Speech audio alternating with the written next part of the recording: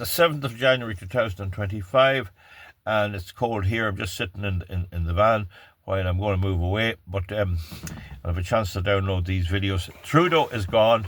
I said that in a video before. Trudeau is gone, but he's what they call prorogued the government, a big word I never heard of until recently. He's put the government on ice, so there's no government in Canada at the moment. And when President Trump takes over, it's less than 2 weeks from today. It's 13 days from today. He'll have no government in Canada to talk to. There's a $42 billion US dollar trade deficit between Canada and the United States, and Trump is complaining about that. Now, Trudeau is going to be replaced by another member of his party, the Liberal Party. And while Trudeau was a very extreme communist, and he's the fella tackled the truckers and shut down the whole place for his COVID and all of this, he's very extreme. It's unlikely any of his party are as extreme, but there'd be 90% as extreme. So what you're going to see now in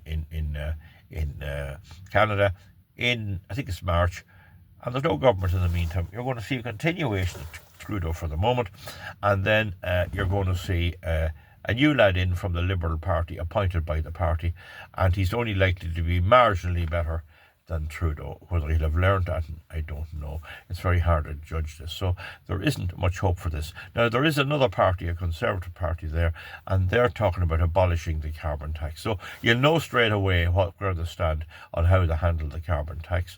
Will the people of Canada vote to abolish the carbon tax? I don't know. Trump is trolling them, saying he'd take it over as the 51st state.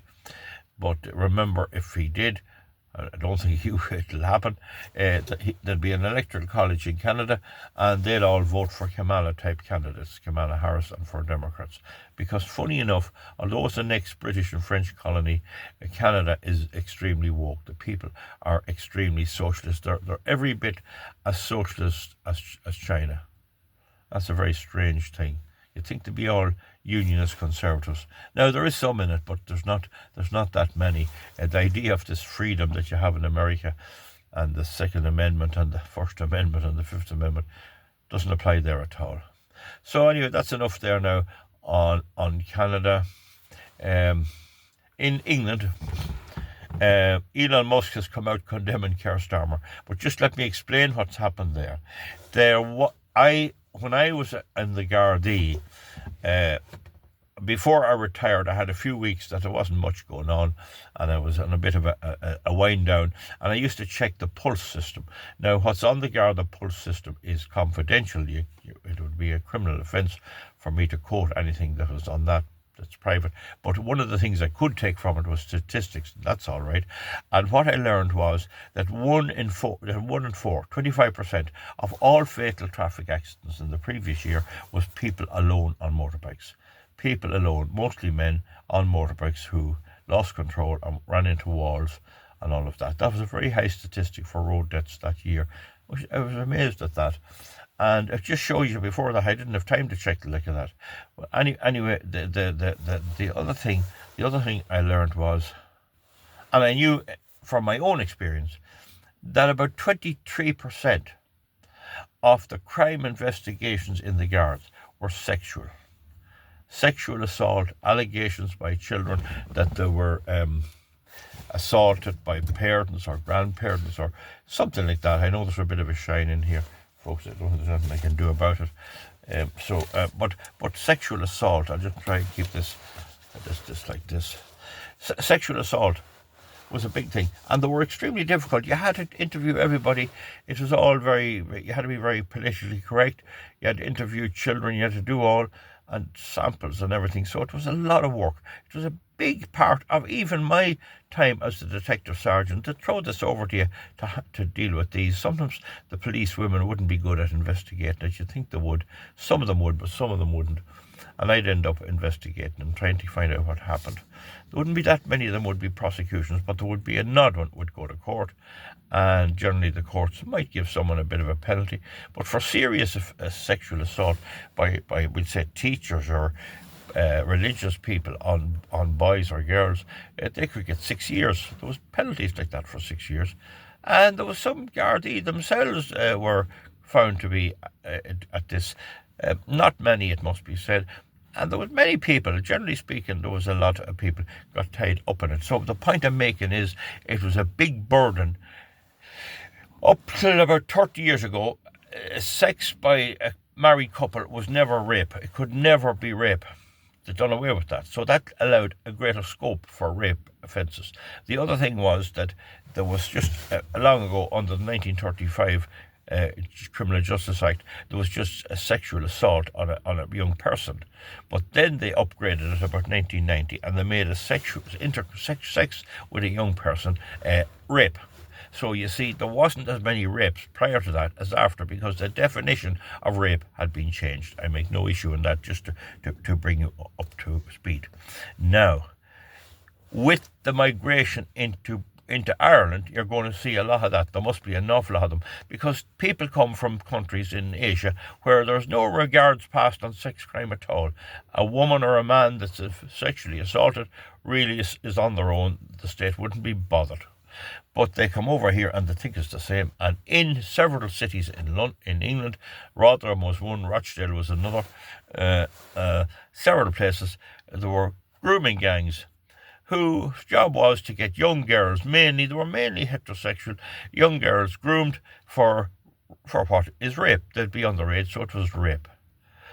But what's alleged is, now normally the police would investigate that, the girl would report, and sometimes it might be a week after. Not easy. It was a big time-consuming thing. And you can imagine if in small towns in Ireland the guards were busy investigating sex reports, what it must have been like in places like Rotherham and Rochdale and big towns in England, big cities. I mean, they must have been full-time at it.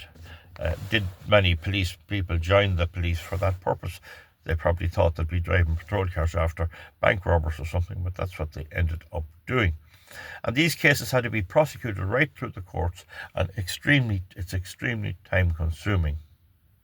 Now, the point is, Keir Starmer, current British Prime Minister, who's a communist more or less, extreme left-wing communist. Trump recently told him to stop building the windmills in the North Sea and open the oil wells. Some chance of that, but he's a real woke boy anyway. But he was the Director of Public Prosecutions in Britain for England. He was the Crown Prosecution Service head man. And what's been alleged now is that when these offences were being reported and when it came to police light, the police went to investigate them, but he wouldn't prosecute on the grounds that there were either Muslim immigrants or Hindus or whatever they were, or Africans or whatever. That it would tarnish his dream of multicultural Britain. This is what's been alleged. And it's also been alleged that he gave instructions and he advised the government to instruct the police not to bother investigating. Now, you can imagine as a policeman, when you're told not to bother, you're left to your own moral fibre to do a file and to do a report. But if they tell you don't bother, you're not going to get the resources, you're not going to get the time, and you're going to take the easy way out and leave it there. So as a result, they're talking about tens of thousands of English girls all raped, and Starmer was getting away with it to an extent. Now, Nigel Farage was on about it years ago. I saw him on about it time and time again, and during Brexit it was a big debating point, right? But many others are on about it again. But Reform UK and the former UKIP, which got them out of the EU, it was a big bargaining chip. Let's stop the migration and we won't have so much abuse of young people. Now, Elon Musk has rolled in on it now, and he's asked Prince Charles to call a new election, dissolve the Parliament, which will not happen. But the pressure is being piled on Starmer to go, and 20 of his councillors resigned recently, and Starmer is as thick as a plank, and I just say, half joking and whole in earnest, he's going to form a dictatorship like Hitler. He'll never have another election. He'll hold on to power for 9 or 10 years more till they have to, and how they'll get him out. But Musk is complaining now that he's not fit for the job. And that's a big punch. Now, you might say to me, why is a foreign American interfering?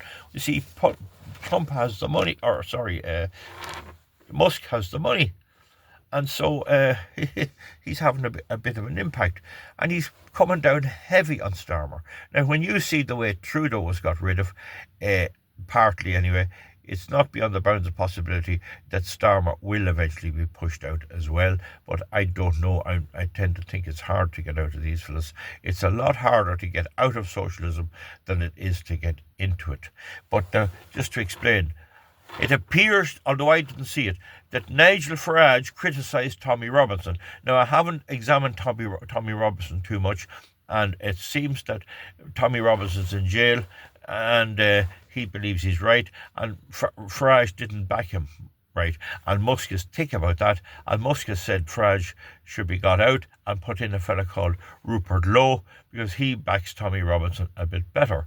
Now, I mentioned that before. So this is where the bit of friction is. Now, just on a sideline on that, some people complain that I'm deleting their comments. I deleted one comment. I made a video about a true story about an alleged rape. I gave a true story, and I gave it as a whodunit, and you had to decide, and it went down a lot. A lot of people liked it. No one will ever know where that happened or who it happened to or where, because I'm determined not to do that. Well, then somebody posted a name of a person who was involved in a court case involving sex assault and rape allegations, and named people. Well, I can't allow that. I can't have a post up naming a person who could be interpreted as being the person I'm talking about, when in fact it was nothing to do with them. That incident that I quoted happened a long time ago. Well, why should I leave that there? And maybe the person themselves read it and say, oh, look, I'm named there. I can't allow that. I just deleted it. Well, I'm not deleting anything more. Please understand that. You can't come along and start naming people for doing depredation and wrongdoing on a website or anything else. Everyone knows it's my website. And if I spot it, I'll take it down. But I don't always spot it. And I've only deleted about 3 comments in the last year, I'd say. And it's all of that. I cannot allow my site to be used to name particular individuals. If I'm speaking about somebody like Tommy Robinson, or if I'm speaking about the monk, I will mention him. But I have my homework done and I know what I can say. But I won't mention other people like that. But I could deal with it separately. The other thing, in that case about the rape investigation, I just don't want it mixed with anything else. I want the example to be taken. And it's the same with the Mary Boyle case. The purpose of my video on the Mary Boyle case was to let you know that the government, who was Fianna Fáil and Fine Gael, would not bring out law to allow the Gardaí to arrest a person for the murder of a child. So Holy Catholic Ireland, with all the voters and all the missions on a Sunday and all the crowd thumping, would not pass a piece of a law that would let the Guard go out and take in the suspect and question them and hold them legally. The Guard had no power to arrest anybody. First thing you had to do was get a warrant, and when you got a warrant you had to lift him and bring him in and charge him. You couldn't try and get any evidence out of him because it wasn't allowed to question him. You had to caution him that he didn't have to say anything, and unless he was a fool he wouldn't say anything. Okay, so it's the same. Unless you saw him committing treason felony or inflicting a dangerous wound, unless you seen him doing it, you couldn't touch him. No point believing he did it last week. You had to see him. And how were you going to see a person committing a crime? It was a ridiculous law. It's well remedied now, but that has to be understood when people complain about the way the guards behaved at that time. There was no power to hold anyone in the Garda station. I think Gemma Doherty misses that point, but I can tell you I have the book, the Garda Guide, to prove what I'm saying.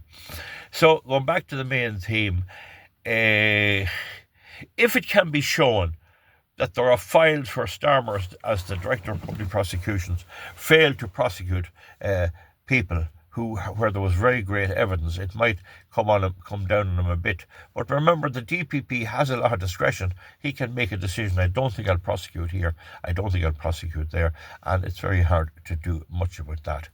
But still, if they can show that there was thousands of girls, that this went on with his blessing, then that should be enough to take him out. I hope it is. I hate the sight of him, but you don't always get what you want. Now, have I explained all that fairly good? I've explained all that fairly good. Trump wants new elections in England. We saw the elections in Ireland. They could very well go back and vote for Starmer in the morning. His ratings is way down. And I have said, half trolling, that what he's going to do is he's going to cancel all elections in future. He's going to be a dictator in future. Now, he is trying to cancel the council elections. And what that's about is he wants to take away the concept of the councils like they're here and in England, and he wants to have a big council. He says you need a big, wide council instead of having a small area. Like, let's say in Cavan here, you have the Bailborough Municipal District. You have the Cavan, Ballyjamsduff Municipal District, and you have the Ballyconnell Municipal District. You have it divided into three. And so they all sit and they all meet in Cavan. But he wants to change it, that there'll be less local work being done by these people, and they'll be concentrating on bigger schemes. I don't know whether it's right or wrong, but I do not see any reason why the elections can't take place in May and then change the whole thing for the next time. Set up the whole thing and have it right when the next elections come round, and get MPs to support it. Whether they would or not, I don't know. He won because the Tories were so abysmal. But at the back of all of this, I suspect there's an overriding hand. The World Economic Forum are running them all, but they're not running Reform UK. It is some fun to see Musk getting involved and telling them what to do. It just shows you about democracy. He has no votes at all, and they're afraid of their life of him. And just to move now at 16 minutes over to Germany, there's going to be elections there in February. The Alternative for Germany are going to do very well. They could actually become outnumbered, best party, the biggest party, but they're not going to let them take power. And they're going to have a rainbow coalition which will hobble on when disputes and disagreements and votes of no confidence until a good while more. It could be 2029 before the German people are so sickened and so starved and so cold. I mean, some of them don't have cold, some of them are very, very poor, and then enough of them might change to the Alternative for Deutschland. Musk is back at Alternative for Deutschland big time, because he's very, very, very, very conservative, and that'll be a help for them as well.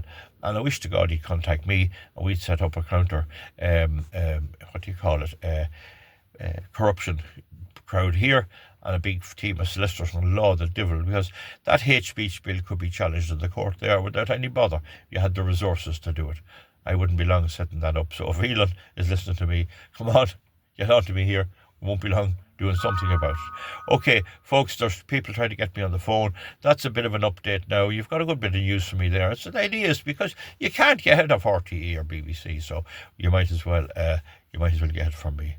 Keep warm anyway as best you can, and remember when you feel the cold that your government wants you freezing, and they want you poor, and they want to screw money out of you just to keep yourself warm. And old people, they are a cruel crowd of villains, and the people who voted Fine Gael and Fianna Fáil in the last election are very, very cruel people. Very cruel, because the Irish Freedom Party had a policy of taking away the carbon tax. It didn't matter.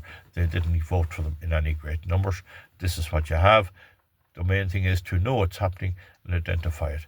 Bye. We'll see you back soon. Thank you.